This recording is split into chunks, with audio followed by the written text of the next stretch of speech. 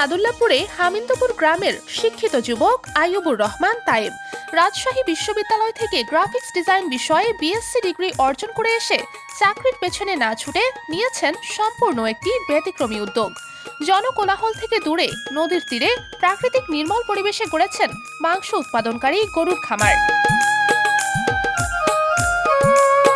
বর্তমান সময়ে গরু পালন মানেই অধিক লাভের আশায় গরু মোটাতাজাকরণের বিষয়টি উঠে আসে খামারিদের মাথায়, যেখানে গরুকে খাওয়ানো হয় বিভিন্ন রাসায়নিক মিশ্রিত মোটাতাজাকরণ ফিড, ভুসি, বিভিন্ন ঔষধ ও ইনজেকশন। দেশে সাধারণত বিক্রয়যোগ্য গবাদি পশু মোটাতাজাকরণ কাজে স্টেরয়েড আইটেমের ডেক্সামেথাসন গ্রুপের বিভিন্ন ইনজেকশন প্রয়োগ হয়ে থাকে। এছাড়া ইউরিয়া ও বিভিন্ন ধরনের উচ্চমাত্রার ভিটামিনের মিশ্রণ খাওয়ানো হয়। বিশেষ করে কোরবানি ঈদের আগে এ প্রবণতা বেড়ে যায়। স্টেরয়েড আগুনের তাপেও নষ্ট হয় না, যা সবচেয়ে মারাত্মক ও ক্ষতিকর। এ সকল গরুর মাংস খাওয়ার ফলে মানবদেহে মারাত্মক প্রভাব পড়ে। দুর্বল লিভার, কিডনি সমস্যা থেকে শুরু করে ক্যান্সারের মতো মরণ ব্যাধিতে আক্রান্ত হওয়ার আশঙ্কা থাকে মানুষের। এ সকল বিষয় মাথায় রেখে সামাজিক কল্যাণে উদ্যোক্তা তায়েব গড়ে তুলেছেন সম্পূর্ণ ব্যতিক্রমী একটি প্রাকৃতিক খামার। এখন আমার মূল টার্গেট মানুষকে যাতে আমি এই অর্গানিক, যেখানে আমি ব্রয়লারের ফিড হরমোন ইনজেকশনের মতো ক্ষতিকর, যা মানবদের ক্যান্সার, টিউমার ইত্যাদি রোগ সৃষ্টি করে, এই কেমিক্যাল যুক্ত খাবার খাওয়ায় যারা অসাধু ব্যবসা করছেন, গ্রামের কৃষকও দ্রুত মোটাতাজাকরণের জন্য গরু, আরিয়া গরু বা গাই গরুকে ব্রয়লার ফিড খাওয়াচ্ছে, যেটা আসলে আমরা টাকা দিয়ে কিন্তু বিষ কিনে খাচ্ছি। তো আমি এই তাড়না থেকে শুরু করি এবং একটা পরীক্ষাও হয়েছে আমার চরের মধ্যে দিয়ে এসে আজকে আমার এই যে খামারটা এই পরিস্থিতিতে। এখন আমি হয়তো বা মাংস বিক্রি করতে যাব, আমার মাংস রেট 650 টাকা মেবি নেবো আমি। আর এটা অর্গানিক ফুড হবে। এখানে একটা জাজমেন্টের জায়গা আছে।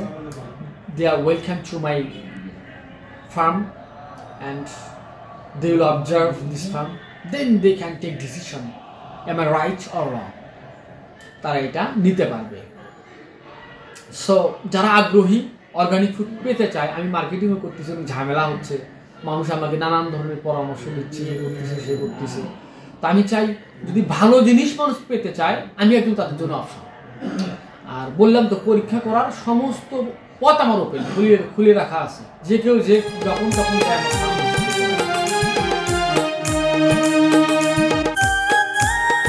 গরুর খাবারে প্রাকৃতিক উপায়ে উৎপাদিত ঘাস, খড়, চিরার ভুসি, সরিষার খৈল ইত্যাদি প্রয়োগের মাধ্যমে পালন হয় তার খামারের গরু। ভুট্টার গুঁড়া, সরিষার খৈল, তারপর হচ্ছে আপনার ধানের গুঁড়া। আমরা ধানের গুঁড়াটা না খাই, আমরা করি কি চিরার গুঁড়া, যে চিরার মিল থেকে যে গুঁড়াটা হয় সেই গুঁড়াটা।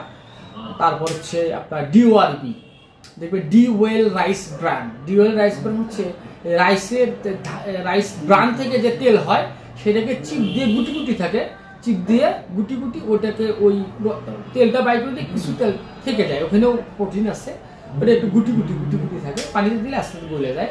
সেই ডিওআরবি, ধানের কুড়াই বলা চলে ডিওআরবি। খামারের আশেপাশে জেগে ওঠা বিস্তীর্ণ চরের জমি বন্ধক নিয়ে করেছেন ঘাসের আবাদ, যা গরুর খাবারের চাহিদা পূরণ করে আসছে। উদ্যোক্তা তায়েব জানায়, তার খামারে দেশি ও শঙ্কর জাত মিলে মোট 28টি গরু আছে। তার গরুগুলোকে স্বাস্থ্যবান কিংবা মোটাতাজাকরণে কোনো ঔষধ কিংবা গ্রোথ ইনজেকশন ব্যবহার হয় না। তিনি জানান, বাজার থেকে মাংস কিনে ভোক্তারা নিয়মিত প্রতারিত হচ্ছেন এবং টাকা দিয়ে তারা বিষ কিনে খাচ্ছেন। গরুকে ব্রয়লারের ফিড খাওয়াচ্ছে, হরমোন ইনজেকশন দিচ্ছে, মানুষ তো প্রতারিত হচ্ছে।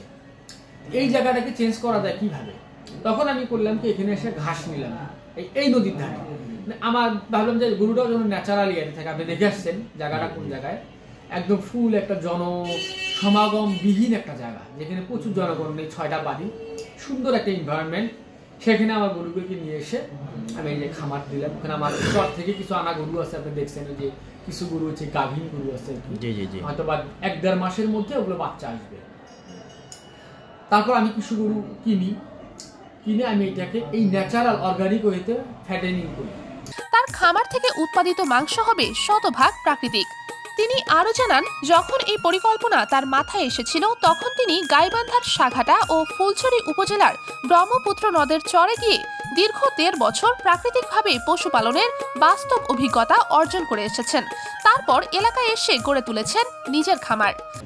তখন আমি সর্বপ্রথম বালাসীঘাট, গাইবান্ধার প্রাণ কেন্দ্র হচ্ছে ব্রহ্মপুত্র নদ, সেই চরের মধ্যে এখনো সেই মান্ধাত্তা আমলের আমাদের যে পুরনো আমল, যখন রাখাল গরু চড়াতো, 10টা 20টা 30টা গরু নিয়ে রাখাল যেত মাঠে চড়াতে, সেই স্টাইল এখনো সেই চরের মধ্যে আছে। আমি ওখানে যে 1.5 বছর ওইভাবে গরু চড়াই, চড়াবার দেখি যে গরু ফ্যাটেনিং হয় কিনা। দেখলাম না, তারা সুন্দরভাবে কোনো পানিও খাওয়ায় না, তারা নদীতে পানি খাওয়ায়। তারপর কি যে ওখানে কাশবন যে আমরা বলি, ওরা কাশিয়া বলে, ওই কাশিয়াকে খাওয়ায়, কেজাই কাশিয়া, খুব মিষ্টি, ওটা খাওয়ায়, গরু সুন্দর ফ্যাটেনিং হয়। আদর্শ খামারি হিসেবে উদ্যোক্তা তাইবের এই কর্মযজ্ঞ দেশের খামারিদের মাঝে দৃষ্টান্ত হয়ে থাকবে। আমাদের সকলের উচিত শিক্ষা অর্জন শেষে চাকরির পেছনে না ছুটে উদ্যোক্তা তাইবের মতো উদ্যমী পরিকল্পনা হাতে নিয়ে সমাজকে এগিয়ে নিয়ে যাওয়া।